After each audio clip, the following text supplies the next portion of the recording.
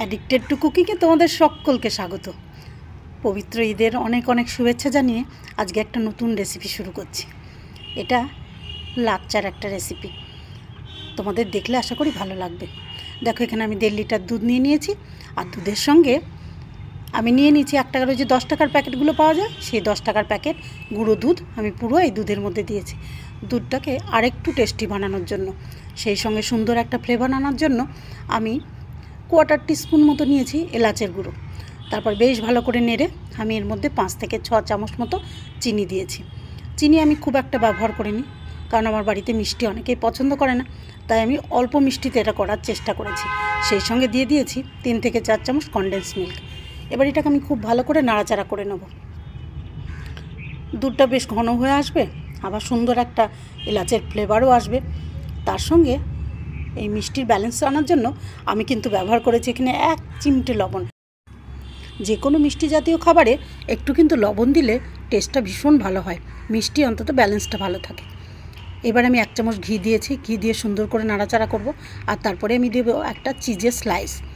চিজের slice এখানে এই জন্য ব্যবহার করেছি যাতে দুধটা একটু ঘন হয়ে আসে আর একটু ক্রিমি ভাব আসে দুধের মধ্যে।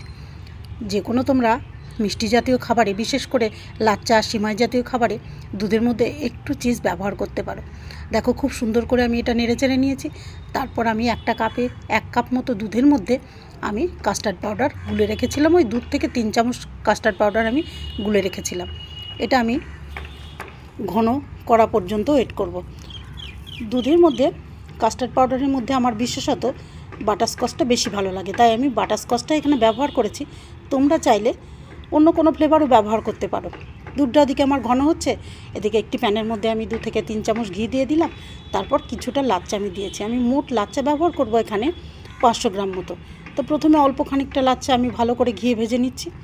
সুন্দর করে ভাজা হয়ে যাবে, ওদিকে আমার দুধটাও ঘন হয়ে আসছে। আমার এই লাচ্চাটা ভাজা হয়ে গেছে। ট্রের মধ্যে এটাকে আমি সুন্দর করে লাচ্চাটা দিয়ে সেট করে নেব। লাচ্চা রেসিপি কিন্তু অনেকেই খেতে খুব ভালোবাসে, আর ঈদের দিনে এমন একটি রেসিপি হলে তো কোনো কথাই নেই, প্রত্যেকের মন কিন্তু অনায়াসেই জয় করা যাবে। দেখো, কিছুটা লাচ্চা আমি ট্রেতে খুব সুন্দর করে সেট করে নিয়েছি, আর তারপর উপর থেকে আমি একটু কনডেন্স মিল্ক দিয়েছি। সুন্দর করে কনডেন্স মিল্কটা দিলে টেস্টটা কিন্তু আরও অপূর্ব হয়। আর তারপরে আমি এর মধ্যে কাজু, কিশমিশ, আমন্ড, যেটা আমি অল্প ঘিয়ে ভেজে রেখেছিলাম সেটা দিয়েছি। আর উপর থেকে যে দুধের ক্রিমটা আমি তৈরি করেছিলাম সেইটা আমি উপর থেকে এবার দিয়ে একটা সুন্দর লেয়ার তৈরি করব। এটা যে কি অপূর্ব টেস্ট হবে, তোমরা না করলে কিন্তু এটা বুঝতে পারবে না। সুন্দর একটা লেয়ার তৈরি করে নেব। আর ওদিকে যে লাচ্চাটা আমি বাকিটা ভাজতে দিয়েছিলাম তার মধ্যে আমি কিন্তু 1 প্যাকেট আবার আমি গুঁড়ো দুধ দিয়েছি। গুঁড়ো দুধের সঙ্গে দিয়েছি অল্প একটু চিনি, আর তারপরে ওই যে এলাচের পাউডার, সেটাও সুন্দর ফ্লেভার যাতে সবসময় বজায় থাকে এর মধ্যে, তার জন্য আমি একটু এলাচের পাউডারও কিন্তু ব্যবহার করেছি।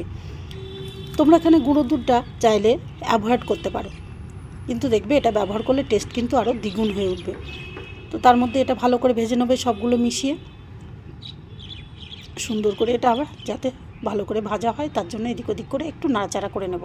আর তারপর ওই ট্রেটা যেটা আমি সেট করে রেখেছি কিছুটা লাচ্চা, তার উপর থেকে আবার এটা দিয়ে দেবো একটা লেয়ার।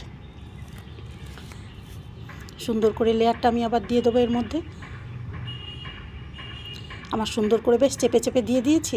তোমরাও এবার এটাকে সুন্দর করে এইভাবেই চেপে চেপে দেবে যাতে একটা টাইট ভাব আসে আর কি এর মধ্যে। আর তারপর উপর থেকে আবার ওই যে দুধের ক্রিমটা আমি বানিয়ে রেখেছিলাম সেটা উপর থেকে সুন্দর করে আবার দিয়ে দেব। এটা জিভে জলানো একটা রেসিপি। উপর থেকে দিয়েছি ক্ষীর, তারপরে আবার একটু লাচ্চা দিয়ে তার উপর আবার আমি দুধটা দিয়ে দিলাম। পুরো দুধটাই আমি এর মধ্যে আবার দিয়ে দেবো। দেখো, পুরোটা সুন্দর করে দিয়ে তারপর ড্রাই ফ্রুটস দিয়ে, তুমি তোমার ইচ্ছা মতো ড্রাই ফ্রুটস এখানে ব্যবহার করতে পারো। যা খুশি, সুন্দর ডেকোরেশনের জন্য যা যা খুশি সব কিছুই এখানে ব্যবহার করা যায়। আমি একটু কাজু, কিশমিশ আর একটু আমন্ড ব্যবহার করেছি। তোমরা চাইলে অন্য ড্রাই ফ্রুটস এখানে ব্যবহার করতে পারো। আর সুন্দর দেখানোর জন্য আমি একটুখানি ব্যবহার করেছি চেরি, কয়েকটা চেরি এর ভিতরে আমি দিয়ে দিয়েছি।